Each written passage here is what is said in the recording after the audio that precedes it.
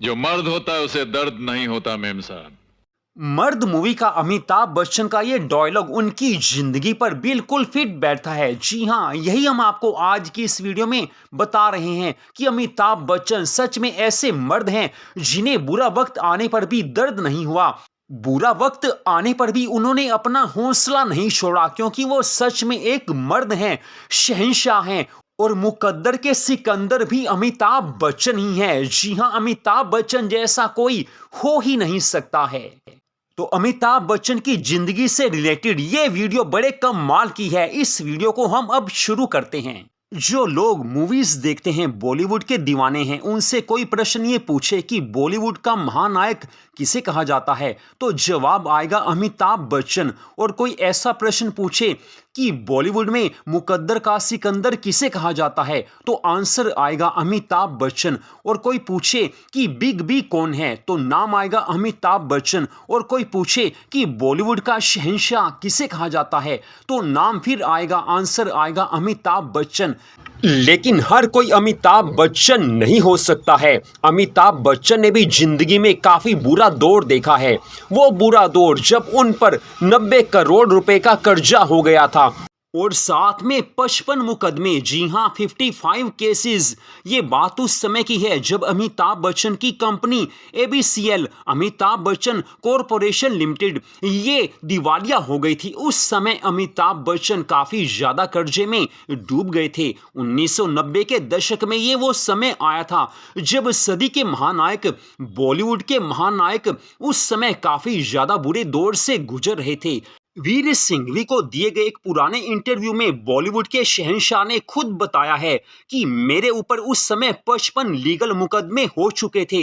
ये बात है 1999 के आसपास की। उस समय की बात बताते हुए अमिताभ बच्चन कहते हैं कि उस समय ना मेरे पास पैसा रहा और ना कोई उस समय मेरे हाथ में मूवी थी। कोई भी फिल्म उस समय मैं नहीं कर रहा था, कोई काम मुझे नहीं मिल रहा था। उस समय की बात बताते हुए अमिताभ बच्चन कहते हैं कि चौकीदार की सैलरी देने के लिए, जी हाँ, उसका वेतन देने के लिए भी उनके पास पैसे नहीं थे। ये बुरा दौर भी अमिताभ बच्चन ने देखा है। जी हाँ, बॉलीवुड के शहंशाह ने भी हर तरह के दिन देखे हैं।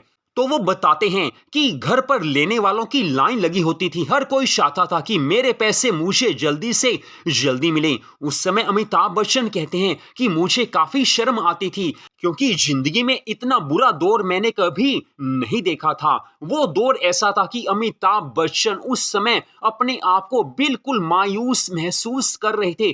कुछ हो नहीं सकता था, करें तो क्या करें, क्योंकि 55 मुकदमे होना कोई छोटी मोटी बात नहीं होती। और 90 करोड़ का कर्जा अमिताभ बच्चन के ऊपर, हम जैसे लोग इसे सोचें तो हमारा क्या हाल होगा, हम सोच भी नहीं सकते हैं। लेकिन बॉलीवुड के शहंशाह, जो कि मुकद्दर के सिकंदर कहे जाते हैं, उन्होंने इस मुसीबत से पार पा लिया था। वो सारा किस्सा हम आपको यहाँ पर सुनाते हैं, लेकिन उससे पहले की एक बात आप जान लीजिए कि उस समय यश चोपड़ा की फिल्म सिलसिला में अमिताभ बच्चन काम करने जा रहे थे। सिलसिला में अमिताभ बच्चन का बड़ा मस्त रोल था। तो उस समय यश चोपड़ा ने अमिताभ बच्चन जी से पूछा था कि आप इस मूवी में काम करने के कितने पैसे लेंगे, कितनी आपकी फीस रहेगी। तो उस समय अमिताभ बच्चन ने जवाब दिया था कि मुझे तो एक घर चाहिए और घर पे जितना पैसा लगता है वो आपको देना पड़ेगा। तो उस समय यश चोपड़ा ने कहा था कि चलो मैं आपकी बात मान लेता हूं। तो यश चोपड़ा ने इतना ज्यादा पैसा उन्हें दिया था कि उन्हें उम्मीद भी नहीं थी। और ये सिलसिला मूवी आई थी 1981 में। 1981 में ये फिल्म आई थी। वक्त बदला, माहौल बदला, हालात बदले।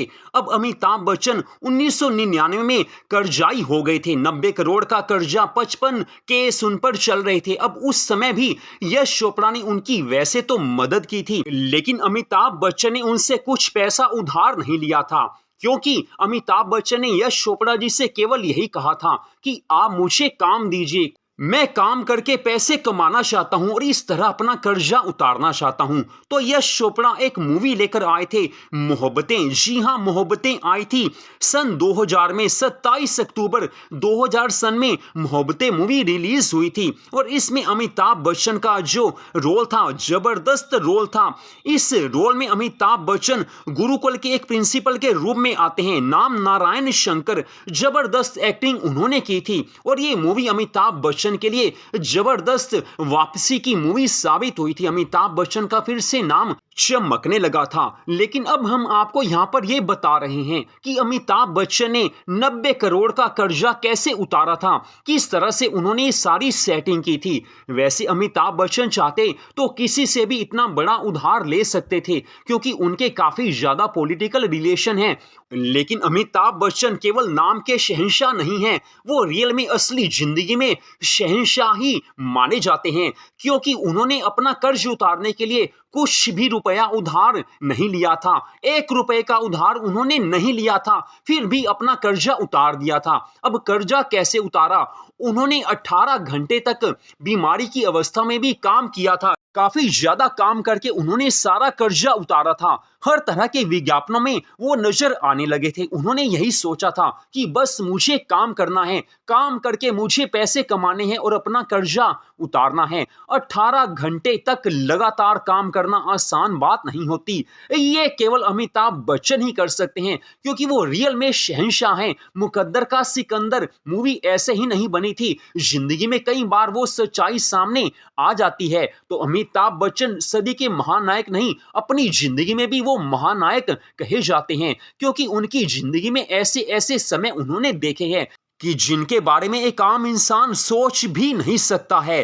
तो काफी बुरा वक्त अमिताभ बच्चन की जिंदगी में आया था, लेकिन उन्होंने हार नहीं मानी, बिल्कुल भी हार नहीं मानी। उन्होंने यही कहा कि बुरा वक्त आया है, ये चला भी जाएगा क्योंकि अगर बुरा वक्त आया है तो अच्छा वक्त भी जरूर आएगा।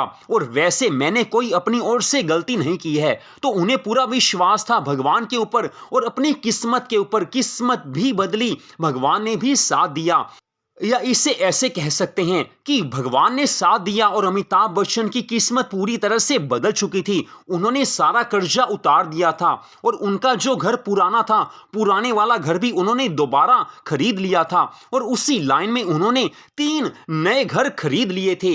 एक ऐसा दौर भी आया जब अमिताभ बच्चन कर्जाई हो गए थे, लेकिन वो दौर चला गया, वो दौर भी दोबारा आ गया कि अमिताभ बच्चन फिर से चमकते चांद की तरह बॉलीवुड पर छा गए थे। मोहब्बतें मूवी ने सारा काम कर दिया था और बाकी अमिताभ बच्चन ने जो लगन से 18 घंटे काम किया था, बस उस काम की वजह से उनका कर्जा उतर गया था। उन्होंने 1 रुपया किसी से उधार नहीं मांगा।